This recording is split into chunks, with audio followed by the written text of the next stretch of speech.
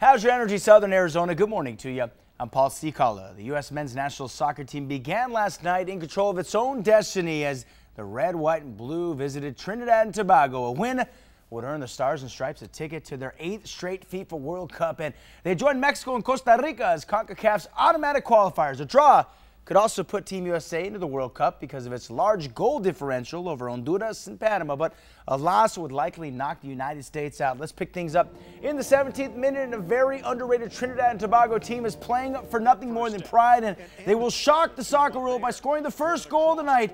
Bad job in clearing as the ball curls in and goes off Omar Gonzalez's shin and over Tim Howard and into the net. The USA trails 1-0, and in the 36th minute, Alvin Jones scores what soccer fans call affectionately a golazo. The United States will trail 2-0 going into the second half. Just 2 minutes in, 19-year-old American star Christian Pulisic puts Team USA on the board, but would not be enough. The USA loses 2-1 and is out of contention for the World Cup for the first time since 1986. Hey, can you believe it? We are less than a month away from the high school football regular season being over with. And get this, Cienega High School has yet to be seriously challenged and remains #1. Much of that has to do with Cienega High School's Thomas Webb Jr. He is our Friday Football Fever Jack in the Box Player of the Week. Ari Alexander joins us with more from Vail.